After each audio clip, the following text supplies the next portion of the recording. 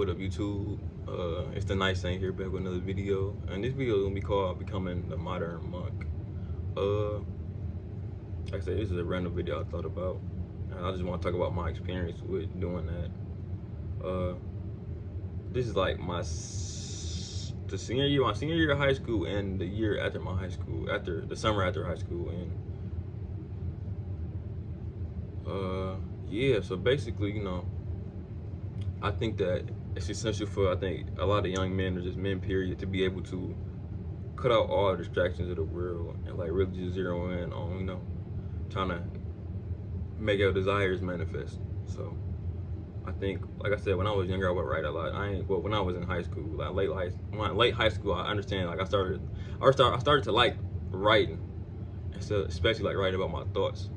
It was just something fun to do. Of course, like I said, not a lot of young boys were doing that back then. Like, at least, well, not back then, but like in my high school, I don't think a lot of young boys was doing that. And like I said, I think I was on to something that people wasn't onto. Like I said, I like being on it. I like being hip to things before everybody hip to them. It just made me feel, like I said, it was just an ego boost. It just made me feel like I was one of a kind. And I in many ways that like fueled my ego in many ways, but that's neither here nor there for right now. But being able to like zero in and start writing was like something that I found a lot of fun in. But after I started writing, I started figure out like, damn, I'm like, what I'm about to live my life for. I'm trying to move up. Like I said, I was very mature, very young. So like I said, I'm trying to move up. I'm trying to be a man. I'm trying to really just be the better version of myself. And it was just because of how my school life always been, and just how my regular life was. I grew up in poverty. It's not a good feeling growing up in poverty. So, and in my mind when I was younger, I thought I was lame. When I was looking back in retrospect, of course I ain't really had friends like that. People was cool with me, but I think they was just cool with me just because. But I never really had friends for real. And understanding that, like I said, it just made me just want to be the best version of myself, so I can really be unrecognizable to people. So first, this is like the summer before my senior year of high school. Like I said, I was getting into the spiritual stuff, meditating and shit, writing down my goals and how I'm gonna get these goals. And I was just doing that year by year, just writing down my thoughts. And like I said, I was diving deep into my thoughts and why I did certain things. And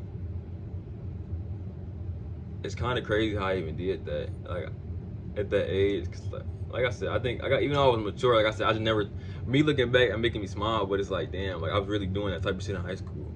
But like I said, I was always introspective, but when I got to that little summer before senior year, I was very introspective. And like I said, my writing skills extremely improved. But yeah, I just wanted to be the best version of myself. I just didn't want to be the lame person I perceived myself to be when I was younger. I didn't want to be the the loser that nobody wanted to talk to or be around, because that's how I felt most of my time growing up. And so when I did it, I think that's crazy. I think my senior year was actually the year, like I said, I started, in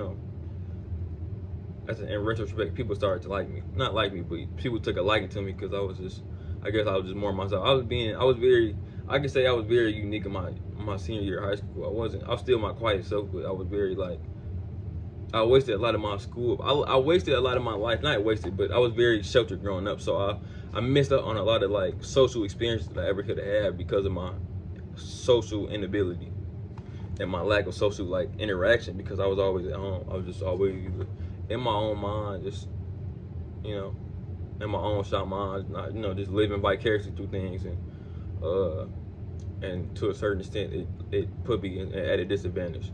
So yeah, and during my senior year of high school, I was always I guess I became, in a way, I became the cool person I was always wanting to be. Of course, at that lower level, cool, but I was very cool for my senior, for myself. If I could get myself from a 5-year-old to an 18-year-old, forget that, scratch that, a 10-year-old to an 18-year-old, my 10-year-old self would really be like, damn, this nigga really is cool as hell now. And it's it's a sort of excitement go with that, but of course, like I said, you don't die at 18, so yeah, it excited me very much. Like I said, I was just very it's like I grew up in a way. I started to become myself. I wasn't really worried about nobody else no more. I wasn't well, of course I was still worried about everybody else, but I was stepping into my uniqueness. I forgot the word individuality. I was stepping into myself, and I wasn't really. I was very like I was in a moment where I was like at odds with everything. Like I like nobody, ideas, concepts, people. Like I was really at odds with everybody, and it's like I couldn't really. And that's just because what I was learning. I was growing internally. So yeah. But during that period, like I said, I was just strictly, working and just coming home. I wasn't really messing with nobody. Like I said, I didn't mess with nobody. I didn't have no friends. I wasn't even talking to girls at that time. I was just really just. This is like the summer. I was just really just working at Burger King. I ain't gonna lie, that's probably one of the best moments of my life. Was working at Burger King. And I know y'all gonna be like what? But like it was like a genuinely like fun time because I was always learning. Like I said, it was a dude there, a couple older dudes, and like I said, when I get in those environments with older people, I tend to just listen. And, it's just always, and it was just a pure experience on my stuff that I didn't never really have. But yeah, it was a fun job. I can honestly say that.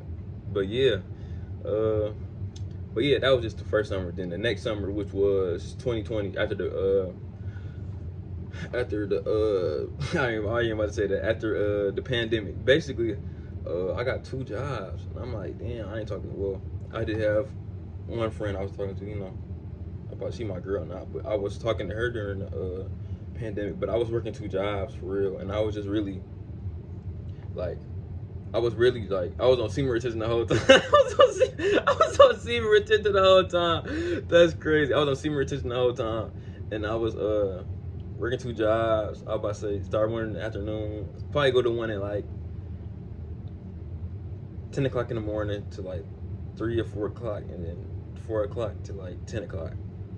And that's how it was. I was working at Dollar General, Burger King, and I was doing this all day, every day for like a couple, like 3 months. I was doing this because I was trying to get my car.